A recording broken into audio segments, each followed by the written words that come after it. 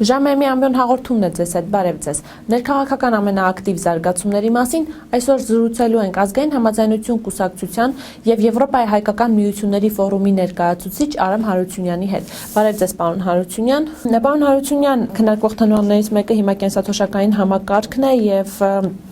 Սահմանադրական դատարանը օրերս ժամանակավորապես կասեցրեց դրա կիրառումը, սակայն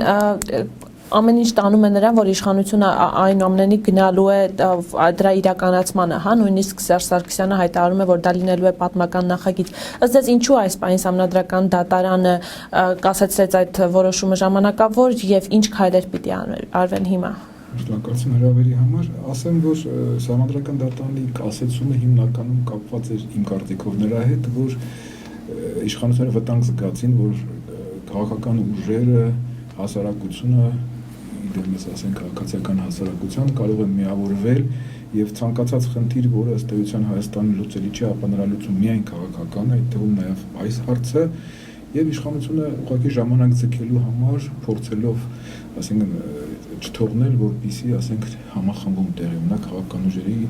որովհետեւ խնդիրը միայն այդ 4 խմբակցությունները չեն, այլ մենք գիտենք, որ ըստ էության քաղաքական դաշտի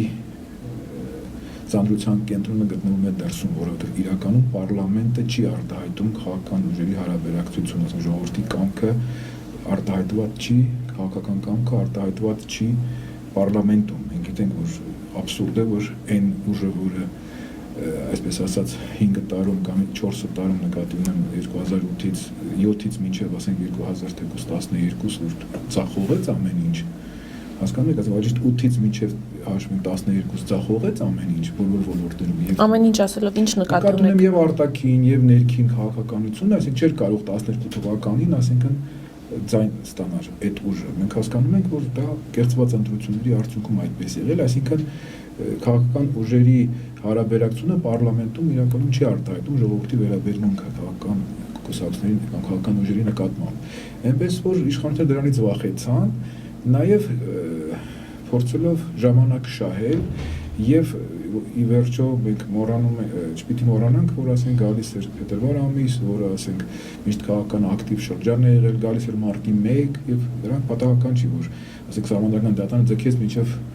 մարտի 28 չէ, 28, չեմ կարծում, որ Սահմանադրական դատարանը այդ զբաղված մարմինն է, որը ասենք մինչև պիտի 28 այնքան գործ ունի, որ այսինքն դա հետաձգեց այդքան։ Պարոն Հարությունյան, տեսեք, եւ ոչ իշխանական ուժերը եւ հասարակությունը շատ ակտիվ դեմ են, հա, արտահայտվում այս ծրագրին, սակայն այնուամենայնիվ կան այսպես տարբեր մոտեցումներ, հա, արդյոք այս խնդիրը պետք է քաղաքականացնել թե ոչ։ Ըստ ձեզ հնարավոր է առանց քաղաքականացնելու լուծել կൂട്ടակային կենսաթոշակային համակարգի դեմն առնելու խնդիրը։ Ոչ, մենք դրա մի տարբերակը Տարոն ջան Սիրունչի տարբերակը պիտի լինի, բայց այստեղ քանի որ խնդիրը վերաբերվում է գրպանին, նկատի ունեմ իշխանության ներկայացուցիչները կամ իրենց մտերիմները խլելով տարբեր բիզնեսներ, ամեն դեպքում իրանք չեն կարողանում աշխատացնել, բայց բացի այդ Հայաստանում այդքան բնակչություն չկա, որպեսզի այդ բիզնեսը ծաղկի, եւ իրենք ավելի կարճ ճանապարհ են գտել հարստանալու, դա կարմիր գծերն են, այդ կൂട്ടակայինն է, հասկանում եք, ասենք այդ նույն բանն է, որ կներեք, ասենք հարբեցողին, ասենք խաղամորին վստահվի գումար, իսկ իրենք հենց այդ ձևով են ուզում փող աշխատել, այսինքն այդ իրենց այդ այսպես ասում են այդ cash փողը իրենց այս պահին է պետք եւ իրենք ասեն դրա համար այդ ամեն ինչը մտցնում, այսինքն եթե մենք նայում ենք բոլոր օրենքները, սկսած այդ հարագաչափերից, կարմիր գծերից, այդ կൂട്ടակայինի այդ օրենքը, բոլորը, ինչպես ասում են, հարստանալու համար, այսինքն այս պահին այդ փողը դնել իրենց, ինչպես ասում են, նպատակների համար, որովհետեւ մենք գիտենք, որ եղած վարկերը իրենք փոշիացրել են, մենք գիտենք, որ ասենք բյուջեն թալանվում է, այդքանից հետո վստահել մի կառավարության կամ մի իշխանության, որը կներեք թաղված է կոռուպցիայի մեջ, նույն նախագահի ասած ատկատներ է անում, կամ նույն այդ օֆշորային պատմությունը, դա ուղղակի աբսուրդ է, որովհետև ում բայց Տիգրան Սարգսյանի կառավարությանը կամ Սերժ Սարգսյանի ղեկավարությամբ այդ թիմին վստահելը, դա ոչ միայն միամտություն է, այլ կներեք նորմալ մարդը նման բան չի անի։ Այնուամենայնիվ հնարավոր է որևէ խնդիր առանձնացնել եւ փորձել լուծել այդ խնդիրը առանձին մյուս խնդիրների։ Ոչ, այսօր հիմնական խնդիրը կներեք, եթե կարճ ասենք, դա իշխանափոխությունն է, որովհետեւ ցանկացած խնդիր ի վերջո եթե կապված է ժողովրդի հետ, դա նշանակում է պիտի հակասի իշխանությունների շահին կամ հակառակը, հետեւաբար, այսինքն իշխանությունը չի ուզենալու դա անել, այսինքն այդ իշխանությունը պիտի փոխվի, որովհետեւ մենք նույն Բրատիսլավայում, երբ որ համահայկական ֆորումի համագում Եվրոպայի հայկական միությունների ֆորումի համագումար էր 15-րդ, այնտեղ տարբեր երկրներից կային տարբեր ոլորտների մարդիկ, հիմնականում նաև Հայաստանի քաղաքացիներ, որոնք հասկանալի է, որ արտագաղթել են եւ ակտիվ մարդիկ են, ամեն, ասենք, մեկը էկոլոգիայից էր խոսում, մեկը խոսում էր, ասենք, արտաքինի հետ կապված, ասենք, նույն Ճգնավորյանի քույրը, Արաքս Ճգնավորյանը, ասենք, բոլոր հարցերը, երբ որ իրենք ներկայացնում էին, ակնհայտ երևում էր, որ միակ լուծումը իշխանափոխությունն է, այսինքն խնդիրը չի լուծում եւ արտաքին ոլորտում եւ ներսում, ցանկացած եւ Հայաստանը նսեմացած է բոլոր իմաստներով արտաքին դաշտում, այսինքն լուծումը քաղաքական, նույնն էլ ասենք կուտակայինի հետ կապված ցանկացած հարց, նույն բիզնեսի հետ կապված, որովհետև մենք այսօր Հայաստանում չկա, ասենք, եթե տարբեր ժամանակներ, ասենք, որոշակի խավի համար լավ ա եղել, մյուսի համար վատ, մյուսի համար ավելի վատ, հիմա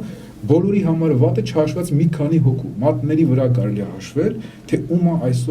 է այսօր ձեռնտու այս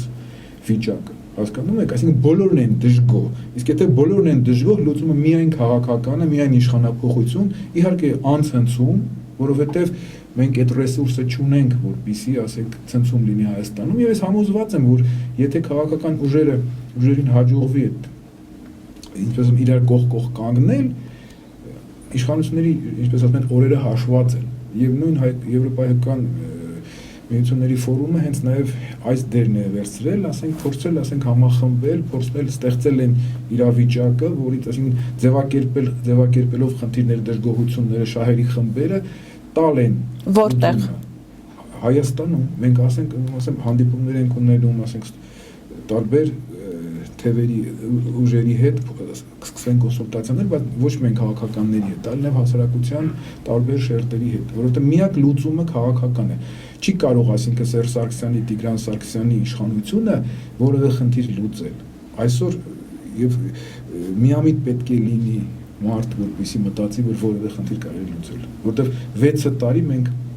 ականատեսն ենք, որ ոչ մի խնդիր չի լուծվել։ Այսինքն անընդհատ քաղաքացու վիճակը վատացել է, արտագաղթ է, տնտեսությունը կաթվածահար վիճակում է, արտաքին, ինչպես ասացի, ասենք, դաշտում մենք պետությունը վարկաբեկված է, ուղղակի ծաղրի առարկա է, հասկանում ենք, երբ որ Հայաստան ներկայացնում մարդիկ, որոնք, ասենք, մի օր առաջ չգիտեն, թե մյուսօր ինչ պիտի ասեն, հասկանում ենք, դա ընդհանրապես նման բան երբեք չի եղել։ Եվ բացի այդ ամենակարևորը, որ ժողովուրդը կորցրել է հույսը։ Նույնիսկ պատերազմի ժամանակ այդպես չի եղել։ Անգամ այն վատ ժամանակներում նկատի ունեմ, երբ որ, ասենք, ինչպես միշտ ընդունված ասեր, մթիցրտի տարիներին ժողովուրդը հասկանում էր, թե այդ զրկանքն ինչի համար է կրում, որտեղ ի վերջո պատերազմ էր եւ հասկանում եմ, որ հանուն պատերազմի, հանուն հաղթանակի կարելի է դա։ Պարոն Հարությունյան,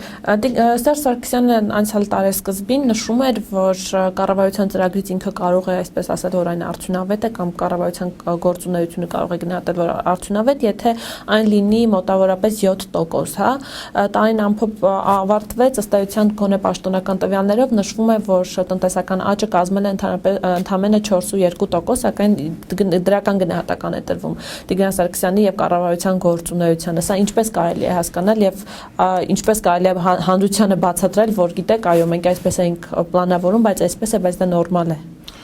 Ես մի առիթով ասել եմ, որ Տիգրան Սարգսյանը Սերժ Սարգսյանի համար բրոնեժիլետ է, այսինքն հարվածները ուղղվում են իր վրա, բայց եթե հարվածը շատ ուժեղ լինի, ես համոզված եմ, այդ բրոնեժիլետը կծակի եւ կգտնի Սերժ Սարգսյանին։ Եվ Սերժ Սարգսյանը իր լեզվով շախմատային եթե ասում ենք, Տիգրան Սարգսյանը այն թակուհին է, որը վերջի պահին իշխանությունը պահելու համար, որին կզոհաբերի, ասենք, Սերժ Սարգսյանը։ Եվ համոզված եմ, որ ինքը ձևը կգտնի փորձելով, ասենք, հիմնավորել, թե ինչու չի հանում, որովհետև կրկնում եմ, Սերժ Սարգսյանը պիտի այնքան նեղ գնի, որ, ասենք, զոհաբերի Տիգրան Սարգսյանին։ Առայժմ նրան հաջողվել է փորձել ամեն ինչը, ասենք, նաև ջարդել Տիգրան Սարգսյանի վրա, բայց համոզված եմ, հասկացող մարդիկ նաև հասկանում են, որ ամեն ինչի մեղավորը առաջին հերթին Սերժ Սարգսյանն է, որովհետև ինչպես ասենք երկրորդ նախագահը բնութագրեց, ասենք վարչապետին, այսինքն ըստ էության այդ կարգի վարչապետին պահող մարդը նույնպես ոչ լավ գնահատականի արժանի, հասկանում եք, այսինքն չի կարելի նման վարչապետ պահել, հանուն ինչի, հասկանում եք, հիմա մենք նայում ենք թաղված այդ կոռուպցիայի մեջ, ոչ նույն նախագահին են ասում հատկատներ եւ այլն, հասկանում եք, ու մենք տեսնում ենք այդ օֆշորային պատմությունը, տեսնում ենք Նայրիտը, որ ընդհանրապես մենք առաջիկայում ես համոզված եմ հստակ մենք կներկայացնենք, որ իրականում Տիգրան Սարգսյանը արել է այնպես, որ վերցնելով մրցակից կազմակերպություններից գումար դրսի, որպեսզի Նայրիտը չաշխատի, որտեղ իրենք այդ վարկը որ վերցրել են, էլի կարող են ինչպես ասեն ուտեին, թալանեին, բայց գոնե Նայրիտը աշխատեր, հասկանում եք, բայց իրենք դիտավորյալ չաշխատացրեցին Նայրիտը, այսինքն համ թալանեցին այդ վարկը, բացի այդ, այսինքն նույնիսկ ես տեղեկատվությամբ, այսինքն Տիգրան Սարգսյանի եղբայրը Չինաստանում մենք գիտենք, որ դեսպան է, այսինքն այնտեղ մի գծերից մեկը տարին աշխատացնում է Չինաստանում։ Դրանք եթե այդ հոսքը կարելի է տանել Չինաստանում աշխատացնել, ինչի պիտի Հայաստանում չաշխատեր, որովհետև պատճառը միայն մեկն է, որ դա ինչպես ասում են, հայրենիքի կներեք դավաճանություն է։ Պարոն Հարությունյան, բայց ոչ մեկ չի ցանկանա Հայաստանում տեղի ունենան այնպիսի գործընթացներ, ինչպես հիմա Ուկրաինայում են տեղի ունենում, այսինքն նաև երբ որ ինչ-որ ճգնաժամային իրավիճակի է հանգում, բայց ամեն դեպքում այդ համեմատություններն անընդհատ գնում են։ Տեսեք, այնտեղ եղավ բողոք եւ իշխանությունը զիջեց, վարչապետը հրաժարական տվեց, կառավարությունը հրաժարական տվեց։ Գուցե Հայաստանում իշխանությունները չեն զգում այդ այնպիսի ուժեղ ճնշում, որպիսի այսպես իսկապես զիջեն, թե չգիտեմ, չեն պատկերացնում իրավիճակն ինչպիսին է։ Գիտեք ինչ, Կադաֆին էլ չէր զգում, Կադաֆին էլ իրեն լավ էր զգում ինչ-որ պահ, բայց ամբողջ խնդիրը հետևյալն է, որ Սերժ Սարգսյանն իհարկե ինչ-որ իմաստով հաջողվել է, որոշակի իմաստով քաղաքական դաշտը համայնացնել, բայց դա նաև իր համար պրոբլեմ է լինելու, որովհետև երբ որ ժողովրդի եւ իշխանության միջև չկա քաղաքական ուժ, կամ քաղաքական ուժեր կամ մեծ, ինչպես ասում են, այդ հարվածը թեթև մարող ուժ, ապա ինքն է խնդիր, ասենք Կադաֆիի տարբերակով է հնարավոր որ վերջացնի։ Իրենց թվում է թե հնարավոր է, ասենք բոլորին առնել, հնարավոր է կամ չգիտեմ անել այնպես որ Հայաստանից հիմնական մասը, ակտիվ մասը գնա, բայց դա այդպես չէ, նույն ակտիվ մասը այսօր ես ինչպես ասացի, ասենք Եվրոպայում նաև պայքարում են, հենց Եվրոպայից պայքարում են, ամեն ինչ անում են, որպեսզի Հայաստանում տեղի ունենա իշխանափոխություն։ Այսինքն Տիգրան Սարգսյանը չի փրկվելու, ասենք այն իր ասած ակտիվ մասը եթե այստեղ չի, հասկանում եք, այդ ակտիվ մասը դրսում ոչ միայն հանուն Հայաստանի, ասենք պայքարում են թուրքական եւ ադրբեջանական, ասենք քաղաքականության դեմ եւ դրսում լուրջ հարցեր են լուծում, օրինակ նույն ասենք Սլովակիայում ընդհանրենք ցեղասպանությունը շեղտող օրենքը քերականացնող օրենքը ընդունվեց, հասկանում եք, այնպես որ ես համոզված եմ, որ այդ պահը գալու է եւ իրենք միգուցե չեն զգում, դա նաեւ Սերժ Սարգսյանի ողբերգությունն է, որ ասենք ինքը վտանգը չի զգում, որտեվ իսկական քաղաքական գործիչը պիտի գոնես գա, ոչ միայն սպորտսմենը պիտի սպասի, որ սուլեն, Սերժ Սարգսյանին որ ասում սուլել են հազարավոր մարդիկ ոչ միայն Հայաստանում, այլ նաև ասենք Սփյուռքում մենք տեսանք, ասենք Չեխոսլովակիայում, ասենք ինչպես էին դիմավորում եւ դա ողբերգություն է, հասկանում եք, մեզ բոլորիս համար մենք կուզեինք, որ Հայաստանի նախագահը, ասենք այն մարդը կներեք, որը ներկայացնում Հայաստանը, այդպիսի ընդունելության չարժանանար, բայց փաստորեն իր ամբողջ քաղաքականությունը սկսած այդ հայ-թուրքականից, սկսած այդ ներսում, ասենք, երբ որ ինչպես ասում են, լելկվեց փոքր միջին բիզնեսը, երբ որ ասենք մեծահարուստները փորձեցին կապիտալը, ասենք դուրս հանել, հասկանում եք, երբ որ այդ խայտարակ ընտրությունները քանի հատ եղավ մենք տեսանք, այսինքն այդ ամեն ինչը տանում է նրան, որ ինչպես ասում են հեղափոխություն, եթե նույնիսկ կուսակցությունները գրասենյակների դռները փակեն գնան տուն, մեկ այդ իշխանափոխություն տեղի ունենալ, բայց ուղղակի ես չէի ուզենա, որ Հայաստանը ենթարկվեր ցնցումների, մենք այդ իրավունքը չունենք, ասենք մենք ոչ միայն Ուկրաինա չենք, թեկուզ նույն Ուկրաինան էլ ասենք ինքը կորցնելու է դրանով, որովհետև մենք տեսնում ենք, որ շատ հնարավոր ասենք բաժանում տեղի ունենա, այնտեղ խնդիրը մի քիչ ուրիշ է, այնտեղ մենք հասկանում ենք, որ նաև շատ հնարավոր է որոշ ուժային կենտրոններ ցանկանում են Ուկրաինան պառակտել, հասկանում եք, դա ուրիշ է, բայց Հայաստանի դեպքում մենք ամեն ինչ ենք կորցնելու, մենք պետություն ենք կորցնելու, մենք ասենք այն երազած, ինչպես ասում են, պետությունը, որ այդքան հարյուրավոր տարիներ ասենք մարդիկ երազելու ենք ունեցանք, բայց պարզվեց, որ ապիկար իշխանությունների պատճառով մենք վտանգել ենք այդ ամենը։ Մենք տեսնում ենք այդ նույն այդ մաքսային մտնելով ըստ էության խնդիրը Եվրոպա կամ Ռուսաստան կամ մաքսիմայություն գնալը չէր, որովհետև կներեք, ես մի առիթով ասել եմ, ասենք եթե մեկը քաղցկեղի ինչ տարբերություն մարշրուտով երթևեկում, թե ասենք տաքսիով, թե չգիտեմ ճոխ մեքենայով։ Մենք այսօր ներսում քաղցկեղը եւ այդ քաղցկեղի, ինչ որ ասում եմ, խնդիրը մենք պիտի լուծենք։ Այս քաղցկեղի պատճառը իշխանությունն է եւ իշխանափողոցում հենց ինչ որ ասում եմ քիմիան է մեր պետության համար։ Մենք այդ քիմիան պիտի անենք, հասկանում եք, իշխանությունը պիտի խելոք, ինչպես ասում են, որպեսզի Սերժ Սարգսյանը, Տիգրան Սարգսյանը ունենան ապահով ծերություն։ Իրանք պիտի մեր հետ նստեն, ինձ նկատի չունեն, բոլոր քաղաքական ուժերից, որ կստեղծվի մի մարմին, ճանապարհային քարտեզը Սերժ Սարգսյանի դեպի ապահով ծերություն տանող, հասկանում եք, որ ինքն, որ ասում եմ, փորձենք մի քիչ էլ ընդառաջել իրեն, որպեսզի շատ վատ ծերություն չունենա։ Հասկանում եք։ Վերջին շրջանում ոչ իշխանական 4 խմբակցությունները ազգային ժողովում ակտիվորեն համագործակցում են մի շարք հարցերի շուրջ եւ պետական կենսաթոշակային համակարգի եւ գազային համաձայնագրի։ Ըստ ձեզ, ինչպիսին կարող է լինել այդ համագործակցության շարունակությունը եւ ձեր պատկերացմամբ ինչպիսին պիտի լինի։ Գիտեք ինչ, ես նորից եմ ասում, խնդիրը միայն 4 ուժերը չէ։ Հարցը վերաբերում է բոլոր քաղաքական ուժերին, որոնք ընդդիմադիր են, որովհետև իմ համար չափանիշը հետևյալն է, ընդդիմադիր ոչ թե նա է, որ ասենք ընդհանրենք մի երկու հատ վատ բան ասում է Սերժ Սարգսյանի մասին, բայց ջուրա գալիս սկսում է Լևոն Տեր-Պետրոսյանի կամ Քոչարյանի մասին կամ Բարգավաճի մասին ասել, որովհետև մենք սա կեղծ ընդդիմադիրներն ենք, հասկանում եք, եւ իրաց նպատակը անել այնպես, ոչ թե որ ցույց տան Սերժ Սարգսյանը լավն է, այլ որ մյուսներն են վատ, եւ Սերժ Սարգսյանը մնա հավերժ։ Դուք նշեցիք, որ խնդիրը միայն ոչ իշխանական խմբակցությունների համագործակցության մեջ չէ, չգիտեմ, ձեր քայլերը կամ ձեր դերակատարությունը կամ ոչ արտախորհուրդ, այսպես ասենք, արտախորհրդարանական ընդդիմության դերակատարությունը դուք ինչպես եք տեսնում։ Մենք առաջին հերթին գտնում ենք, որ պիտի չտարանջատվեն, այսինքն ընդհանրենք մեկը այսօր հայտնվել է պարլամենտում կամ մյուսը, ասենք, չի հայտնվել կամ մյուսը քիչ падգամավոր ունի, այսինքն այստեղ խնդիրը պիտի լինի ողջ քաղաքական սպեկտրը իրոք ընդդիմադիր սպեկտր է, որտեղ ընդդիմադիր բառը այստեղ ընդհանրեն նշանակում է բան, մարդկանց մի խումբ, որոնց համար այս երկիրը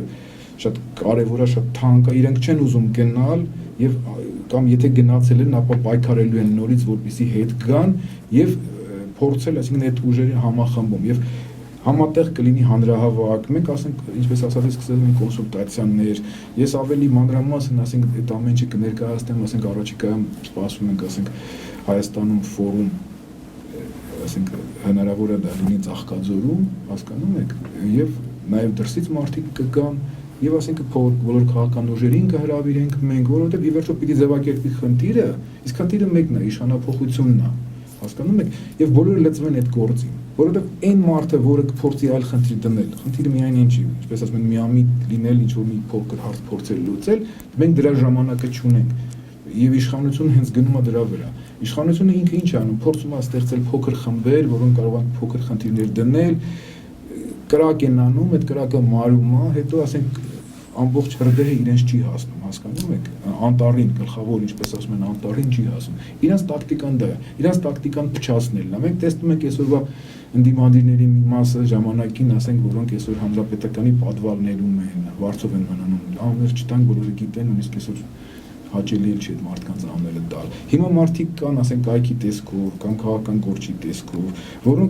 որոնց կռիվը ոչ թե այս իշխանությունների հետ է, ասենք հանուն Հայաստանի, այլ այն մարդկանց հետ, որոնք ասենք այս իշխանությունների հրաժարական են վահանում։ Միշտ այդ հարցը եղել է, հա, օրակարգում համախմբվենք, միասին փորձենք ինչ-որ մի բան փոխել։ Ինչն է եղել սխալը եւ ինչն է, որ չպետք է այս նոր կոնսոլիդացիայի պայմաններում կրկնել, որպեսզի այսպես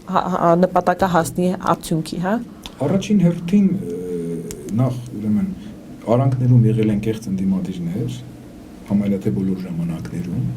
եւ երկրորդ լիդերները վճռական չեն եղել։ Եվ 96-ին եւ ասենք 2008-ին։ Ուղղակի ես նորից եմ ասում, այսօր չեմ ուզում բացի Սարգսյաններից, ասենք մենք փորձենք որևէ մեկի սխալների մասին խոսել, որովհետեւ դա մեզ չի հաստատ կխանգարի եւ չի փորձի բան խոչընդոտ կլինի միավորման։ Այսինքն համենայն դեպս, եթե ասում աբստրակտ ասենք, ուղղակի ներսում եղել են կեղծ ընդդիմադիրներ եւ լիդերները, հատկապես առաջի դեմքերը վճռական չեն եղել։ Իսկ կարելի է կանխատեսել, որ մոտակա ժամանակներում ակտիվ քաղաքական գործընթացներ են տեղի ունենալու։ Ես համոզված եմ, մենք էլ ամեն ինչ անել ենք, որ դա լինի, որովհետեւ ասենք եկել է մի պահ, որ ինչպես ասացի, եթե անգամ կուսակցությունները դռները փակեն գրասենյակների, ժողովուրդն է ոտքի կանգնելու, բայց ես չէի ուզենա, որ ասենք Չարենցի ասած ամբողջների խելագարված փորձեն սրբել Զույգ Սարգսյաններին կամ իրենց, ինչպես ասում են, մակլավիկներին։ Եվ այդ ժամանակ մենք միասին հաթաթ կհաշվենք հանրապետական կոչված երևույթի, քանիստ են հանրապետական։ Շնորհակալություն մեր հրավերը ընդունելու համար։ Հիշեցնենք, որ մեր հյուրը ազգային համաձայնություն կուսակցության ղեկավար Արամ Հարությունյանն էր։ Այսօր ասքանը սպասեք մեր նոր հանդիպումներին։ Ցտեսություն։